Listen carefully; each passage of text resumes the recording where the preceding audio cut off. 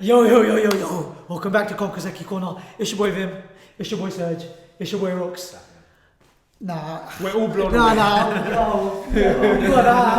I'm going. Come on, man. Listen. What are we doing? Before we start, Goda, thank you. Jeez. I'm called Shigaraki Kami-san. Oda is Kami-san. This is mad. Hey man, welcome back to Conquerors Haki Corner. It's your boy Vim. It's your boy Rox. I'm your boy Serge, and we're here to bring you our latest manga chapter review of One Piece 966. Roger and Whitebeard. This chapter did not disappoint. No, not at all. But before we get involved, remember to smash that subscribe button. Hit it now. Leave a like on the video because I know that chapter fired you up the way it fired us up. So many gems. So much tying together of history. Beautiful. And things that I'd hoped to see that I really didn't think we would see. We got to see this chapter, man. And as we were saying, the pace is ridiculous. It's incredible. Electric. There was a time when Oden never used to let you see nothing. And it's all about the imagination. There's no imagining when you've got two conquerors clashing. Hey, crazy. Levels to this. There's levels to this game, man. There is. There's levels to this game. Well, Chiffon's been caught by the Marines in the front cover, so we know Beige is going to do a madness soon. So let's not get hung up on that. Yeah. We have so much to look into, man. Let's go. Such a beautiful chapter. Now, great comedic moment. Roger sets his eyes on Oden. Oden dashes to scuff the Roger Pirates. Easy work for him. He wants to scuff the Roger Pirates. Takes care of the fodder. And then it took me back to Fishman Island, guys. Yeah. Like, I'm guessing Scopa is their equivalent of Sanji. You had Rayleigh play the Zoro. And we learned some information. So Scopa used to use two axes. Yeah. So we got a bit more detail there. And him being a third makes sense in the terms of whether they're doing gold, silver, copper. So yeah. And what's interesting about that is it much like when we saw Sabo in the flashback and then he came into the story? Are we expecting him to come into the story soon? That would be some really electric stuff, and it would be awesome if, you know what, I've been giving this guy such a hard time, but I could see somehow Scopa Gaban taking Sanji under his wing and making him fulfill his potential as the third mate, or the second mate, or basically the third part of Monster Trio. It would be so awesome. Roger does that. I don't want my two soldiers getting hurt. And really reads him like a book. So Zoro-esque. He's like, you just want to scuff him yourself, man. And I never thought I would see Roger fight. I always thought it would be left to our imagination, man. This was mad. He don't just fight, he one-shot him. Yeah. He one-shot him. Yeah, man. Kamusari! So. Blow to the gut. He's gone flying. Draws blood. Oden is flabbergasted. I never doubted that Roger would be a proficient swordsman. Is that all he has? I think he's got fisticuffs as well. Because how else would he compete with Garp? But my hypest part of this chapter, and you can see it in our thumbnail because I had to put it in there, man. Roger and Whitebeard is the best clash of conquerors that this series has seen thus far. Crazy. This is going to echo across the ages. To the point where another conqueror saw them and he was like, they aren't even touching. They aren't even touching, man. Elevation of Haki, man. Oda's putting in perspective, we're not at any close point to seeing the true potential. It's like, what I took from this clash was, and throughout the whole interaction, throughout this chapter between Roger and Whitebeard, they're equals. The only thing that you can distinguish them on is their ambitions. The hunger is different. One has an ambition of a family, which he achieved. And the other has an ambition to mount the world, which he achieved. In limited time, he achieved it. But ultimately, what you learn from the clash here, we visibly get to see just another level. Their swords don't meet because the Haki being emitted is so strong. Now, I want you to pay attention to the detail. Even in the Haki was leaking before. The Haki was leaking before we got there. And I think that's important as we go into the Wano War. Because this is what we're seeing with Zoro. And the whole thing of it, when they're explaining in Wano, you shouldn't have to touch anyone for your Haki to reach them. Have your Haki come out and you'll automatically clash into it. Go back to Marineford. How did Mihawk fight? Mihawk used to send slashes. And we've seen this in the series before. So it's not nothing, it's not like a completely new revelation. Haki slash. But just the levels of it. You've got the Pirate King, the Family King, two guys, when they're cocking back their spears, that Haki is oozing out of their blades, man. And even Oden had to acknowledge, wow. And look at their faces, man. That's such a beautiful panel. Take a moment to appreciate it. And while you do that, subscribe. Smiling. Hit the subscribe button and like. Right now, go on. Come on, you gotta do this, man. So beautiful. And look at what it did to the island. It made the seas just, it caused waves across the sea. The clouds parted So out. now I understand, it gives more meaning to the significance when they said that the clashes of Mihawk and Shank echoed across the waves. It's happening right now. You're seeing the waves go violent. Everything, the clouds are being moved by these two kings, man.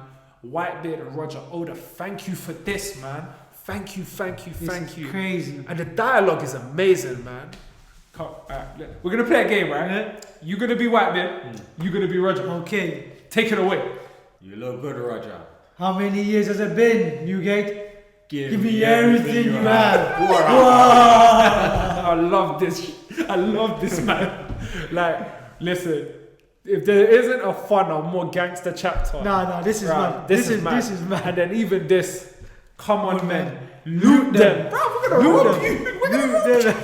The two best crews in the game once upon a time, man. It's proper pirate. Bro, Pirate way. it's a Rayleigh and Scopper. You know what? I am loving the detail of Scopper. You know, everyone knows I'm a Rayleigh fan, but I'm loving how he's bringing Scopper to life, and I think it's no accident. I think we're gonna get him very, very soon. 100%. Has to. 100%. You know what? Bring him to Wano.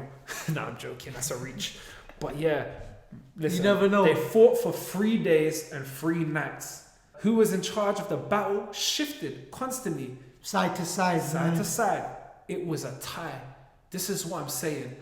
Roger, Whitebeard, on a level. You have to appreciate it, man. This was such a great chapter for power scaling. It gets even better. Because 4 days later, guess what they're doing? You wanna... Oh, that's a nice shirt. Hey, nah. Where did you get them trainers, bro? Oh, yeah. Oh, stay. I see you. Come pass me the drink. Don't hug it all. It's brilliant. Come on, man. Became a gift exchange. Now, another important Oh, this is cold. Now, another important and cold part of this chapter was the standoff between Buggy and Shanks and Marco and Marshall D. Teach, now known as Blackbeard, when they were looking at each other. And that's Diamond Joe's, who I don't mean to disrespect him. But, you know, they're all standing off looking at those boys' apprentices. Clearly, they're on that level in the ship, yeah? But I'm going to say it now. I think there's a degree of foreshadowing where Buggy was the first to notice that there was something unusual about Blackbeard. Because he says the guy's a monster. He hasn't slept in many, many days. And that feat in and of itself doesn't really mean anything there. But it kind of shows that from day there was something to do with him. And now what would be interesting is, does Buggy know something? Has Buggy learned? Because Buggy's been in this pirate game for a very long time. Been around the best. And he's also someone that is privy to a lot of information. And as a result, has he... You know what would be really cool? Everyone has an expectation of, you know, one day Shanks, whether he would die or just fall to Blackbeard. But will Buggy be the key to defeat him? It's crazy. You know, there's so many... You know what I like that, because as clownish as Buggy is, no pun intended, he's intelligent as hell, man. And not he's just so intelligent. So there's so many factors he could take into account. And not just that, Oda don't do nothing by accident. He was a Roger Pirate. That is significant in and of itself. It's true. What is his purpose in the story? He wants treasure. And he's someone, and even in this chapter, he's about the gold. But the greatest treasure is the One Piece. So does he ally with Luffy to help him get there? Or to help him overcome Whitebeard at Laughtel? Listen, so that's what I took from this exchange. At first glance, it's just cute to see them as kids and the standoff. But if you look into the meaning, there is a lot more going on than you first see. Quote me on that one. Poneglyphs. Oh man. This is what was necessary, because as soon as we heard about it when we hit to Wano, where they originated from, this is what I was waiting for. Can you read it? Yes, I can. I can translate for you. So we get them to translate the poneglyphs, and Roger basically starts giving a history lesson, because it just kind of goes to the fact that Roger's not interested. I mean, Whitebeard's not interested. Doesn't care. In the journey. He wants his family, but Roger's interested in the history of the world. He wants to see the whole world. He said, I got to a point where I thought I was there, but my needle was all acting up. So I said, this doesn't make any sense. Do you know what's funny? It's like you start to see a point where he's actually done his homework. There isn't no messing around. I got these 4 stones. I didn't really know what was special about them, but I understood. So he's actually analysing the situation for him to be able to progress. I want to explore every single part of this world so he can take it all in. It's crazy.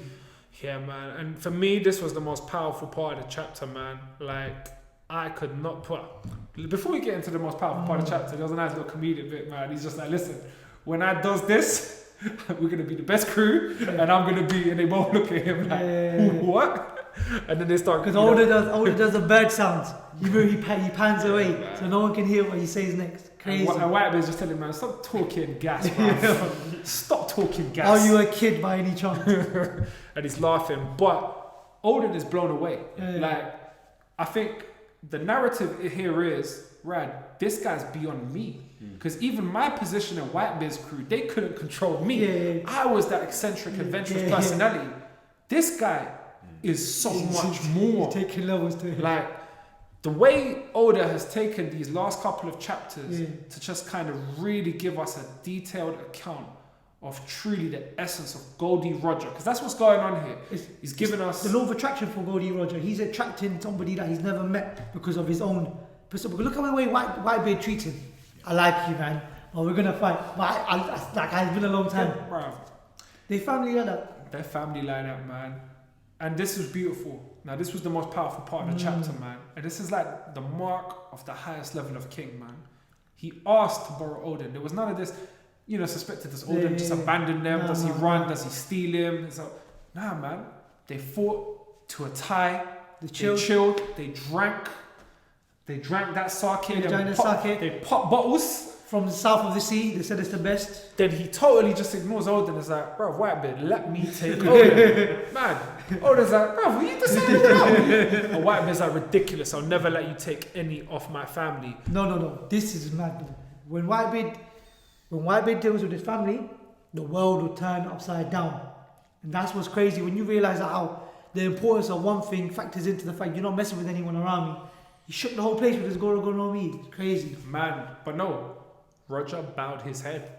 Like, when you don't care about titles, when you don't care about insignificant things, man, that's true power. Bruv, he could move swords with anyone. He could fight anyone and live to tell the tale. Life is just one big brawl. But he literally, the highest level of respect, he didn't tell him he just said, can I take him? I need him for 1 year. And he doesn't, and you know what makes him more of a man? He doesn't plea. He doesn't let him know that he's going to die, Nah. Because Whitebeard's oblivious to the fact that Roger's going to die. He just bows his head and asks him like a man. And that was so powerful. Obviously, now this was beautiful. When Roger snaps here and they say the old man is going crazy, man. You see him, he obviously had the Guru no Mi because the seas, everything split around the island, man. He shook it all up, man. Absolutely crazy. And then he goes, man. Oden gone. So this is how Oden joined the Roger crew, guys. Oden was so mesmerized by the situation. He had said, look, we're brothers. I'm about to go. Don't worry. Whitebeard looked disgusted. He's pissed off, but... No, he said, let me go. He didn't actually say it. He said, please let me go. He asked him. Okay. So it's like so much respect between three great guys. Definitely. We're brothers, aren't we? The so face cool. of Whitebeard is just joking. So the rest of the crew want to stay on Whitebeard's ship. Oden takes the fam. However, Nekomamushi and Inuarashi thought that they wanted to join Oden. Everyone says bye. And then mark off another great king, man. His crew are just like, Roger gave us all his stuff just to say thank you for letting us have Oden. And all Whitebeard could think about, are you mad? Give all that stuff back, man. How are the kids going to eat? Man, like, this chapter moved us in so many ways. It's crazy, man. Like, absolutely, like, crazy. We get a great image of Roger's ship. Before we finish off, Oda, give us Oden's diary. We need to do something else. Honestly, you need to give us you've written it. You're not. You're a smart We guy. know how you work. You know, give us a diary. Bruv, you can make good money with that. Jesus, Man. man. Yeah, we get a bit of dialogue. He's just like, Whitey-chan is a great man, but Roger is incomparable, man. And we truly get to see that, man. They're both amazing. You see Roger and Rayleigh holding the babies, absolutely crazy. The crew doesn't want to accept him straight away, but fast. They all drinking, partying, running amok, stealing. This is where he lets Oden know he's only got 1 year left to live. Laughing it off. Laughing it off, just like such a king, man. And then they go to Skypiea, guys. Skypiea. You know, The Buggy infamous- wants to rob the bell. But what a beautiful way to end the chapter, man. We see how he managed to inscribe that inscription. Perfect. Full circle, man. You see everything from beginning to end. Took us around That's mad. Do you know how far that was back? When you really deep, how far? 15 years, man. Jeez. Maybe 10, something. Oden, that's some levels to this. He wrote that. This is mad. Yeah. Yes, sir, man. So we get the information about a weapon called Poseidon. It's written here. So you got Oden is breaking it down to Roger, and Roger just ends it with like, Brooklyn, if you just want to say to them like what Roger said, man. I have come here and will lead this passage to the farthest end of the world. Man, wicked. Jesus. Like seriously.